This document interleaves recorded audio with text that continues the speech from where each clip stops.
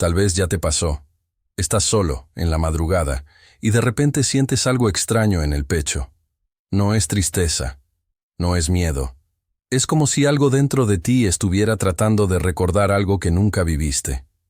Una sensación de que tu vida, tal como la conoces, no es completamente tuya. Como si alguien hubiera entrado en tu mente hace mucho tiempo y hubiera reordenado todo. Muchas personas describen esto como un vacío que no se llena con nada del mundo material. Otros lo llaman una inquietud espiritual inexplicable. Pocos saben que existen textos antiguos, controversiales, que fueron excluidos de la narrativa oficial y que intentan explicar exactamente eso. ¿Por qué sientes que algo falta? ¿Por qué hay momentos en los que tu propia vida te parece ajena, como si estuvieras viendo todo desde afuera? Estos textos hablan de una intervención, no física, no visible, pero profunda. Una intervención en la memoria del alma. Y aunque suene difícil de creer, hay relatos históricos, interpretaciones marginales del cristianismo primitivo, que sugieren que esto no es una fantasía moderna. Es una pregunta que ha estado presente desde hace siglos. Comenta si alguna vez sentiste que tu vida no encaja del todo contigo. En el siglo IV, en la ciudad de Alejandría, había un problema. No era un problema político común. Era un problema de ideas. Grupos cristianos distintos leían los mismos textos de formas completamente opuestas. Algunos creían que el mundo material había sido creado por fuerza inferior, no por el Dios Supremo. Otros creían que el ser humano tenía dentro de sí una chispa de origen divino, atrapada en un cuerpo, en un sistema que no le pertenecía. Estos grupos fueron llamados gnósticos.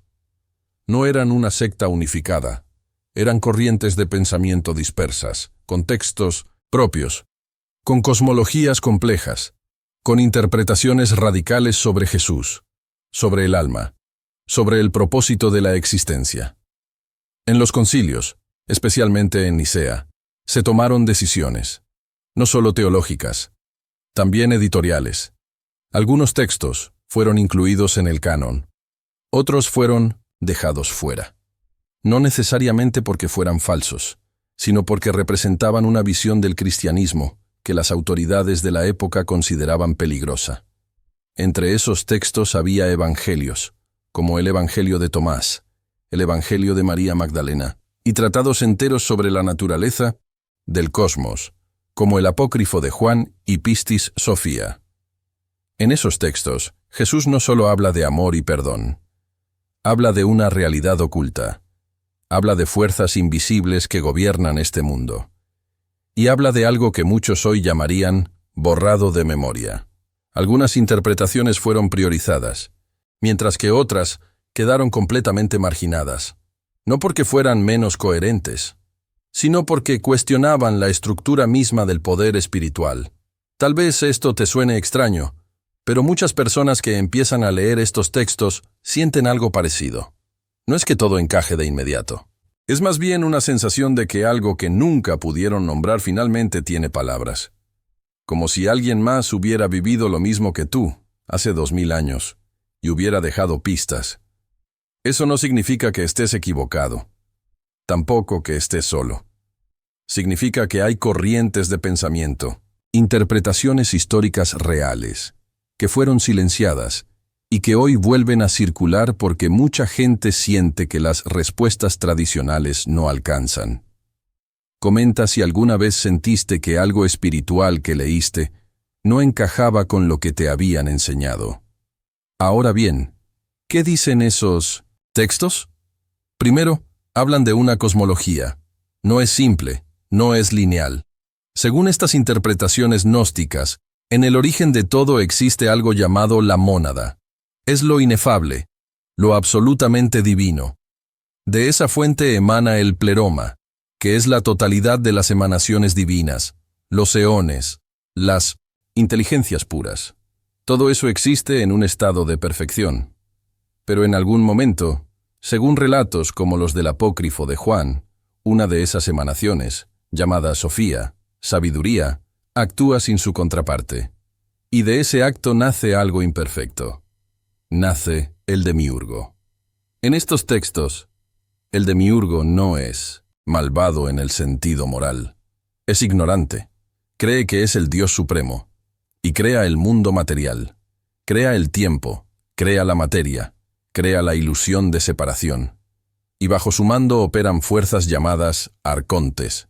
Estas fuerzas son descritas como guardianes de este sistema. No son demonios en el sentido tradicional.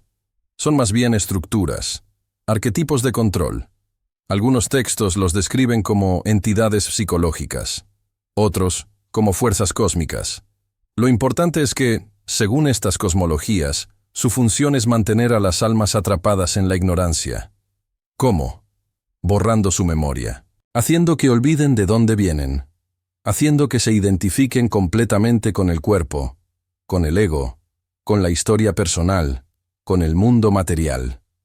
En el texto, sobre el origen del mundo, se describe cómo los arcontes manipulan las percepciones. En Pistis Sophia, Jesús explica que existen velos, capas de olvido que se colocan sobre el alma cada vez que encarna en este sistema. Estos textos también describen arquetipos humanos, no como división rígida, sino como categorías simbólicas. Los psílicos, que están completamente identificados con la materia. Los psíquicos, que tienen cierta búsqueda espiritual, pero dentro de los límites del sistema. Y los pneumáticos, que poseen lo que llaman gnosis, un conocimiento directo, experiencial, de su origen divino. No es que una categoría sea mejor que otra en términos morales. Es más bien una descripción de estados de conciencia. De 1970. Niveles de despertar. Y según estos textos, lo que diferencia a un pneumático no es su comportamiento externo. Es su capacidad de sentir que algo no encaja. De sentir que este mundo, tal como está construido, no es su hogar real. Esa sensación no es locura. Es, según estas interpretaciones, un rastro de memoria que los arcontes no pudieron borrar completamente. Ahora, ¿cómo se manifiesta esto en la vida diaria? Muchos relatos describen experiencias específicas. Sensaciones de que el tiempo no fluye de forma lineal. Momentos en los que una conversación, una imagen, una palabra, disparan, algo que parece venir de otro lugar. Sueños recurrentes con símbolos que no tienen explicación lógica. Una atracción inexplicable hacia ciertos números. El 3, el 7, el 12. Estos números aparecen en los textos gnósticos con frecuencia, no como superstición, sino como códigos, como estructuras que organizan la realidad en niveles. El 3 aparece en la Trinidad gnóstica, Padre, Madre, Hijo. El 7 en los 7 cielos, los 7 arcontes. El 12 en los eones del pleroma. Algunas personas reportan que empezaron a ver estos números en todas partes, en relojes, en matrículas, en conversaciones, casuales. No es que los números tengan poder mágico, es más bien que, según estas interpretaciones, cuando el alma empieza a recordar, ciertos patrones se vuelven visibles, como si alguien hubiera dejado señales en el camino. En Pistis Sophia, Jesús describe ejercicios. No son rituales complicados, son prácticas contemplativas. Silencio profundo. Observación de los pensamientos sin identificarse con ellos. Repetición interna de ciertos nombres divinos, no como mantra mágico, sino como anclaje, como forma de recordar que hay algo en ti que no nació con tu cuerpo y que no morirá con él. Algunos textos sugieren visualizaciones. Imaginarse ascendiendo a través de esferas, pasando por los arcontes, diciendo las palabras correctas, no porque las palabras tengan poder por sí mismas, sino porque representan comprensión, representan gnosis, representan el acto de recordar quién eres antes de que te dijeran quién deberías ser. Si llegaste hasta acá, tal vez sea porque estos temas te resuenan de alguna forma. No prometemos respuestas fáciles. No afirmamos que todo esté resuelto con una sola lectura. Pero si te interesa explorar textos antiguos, interpretaciones alternativas, ideas que han sido discutidas en secreto durante siglos, suscríbete. Aquí no se trata de convencerte de nada. Se trata de ofrecerte material, contexto, interpretaciones que no vas a encontrar en los canales convencionales. Aprieta el botón. Activa las notificaciones. Y si algo de esto te mueve, comparte. Porque tal vez alguien más necesita escuchar que no estás solo en esto. Ahora, es posible que mientras escuchas esto, sientas algo raro. No es miedo. No es exactamente incomodidad. Es como si algo dentro de ti estuviera reaccionando. Algunos lo describen como un nudo en el estómago. Otros como una presión en la frente. Otros simplemente como ganas de apagar el video y hacer otra cosa. Eso es normal. No porque haya algo sobrenatural atacándote, sino porque cuestionar las estructuras profundas de tu identidad, de tu cosmovisión, de tu narrativa personal, genera una respuesta emocional. Genera resistencia. Los textos gnósticos llaman a eso la reacción de los arcontes. No necesariamente como entidades externas, sino como las voces internas que te dicen que esto es una locura, que estás perdiendo el tiempo, que deberías volver a lo conocido. Esas voces son parte del sistema, parte de lo que te mantiene dentro de la narrativa oficial. Y reconocerlas no significa que desaparezcan, significa que dejas de obedecerlas automáticamente. Tal vez lo más importante no sea encontrar una respuesta definitiva ahora. Tal vez lo más importante sea notar qué cambió en ti después de escuchar esto. Si algo se movió, si algo se abrió, si algo que estaba dormido empezó a despertar. Los textos gnósticos no ofrecen un manual de instrucciones, ofrecen una invitación.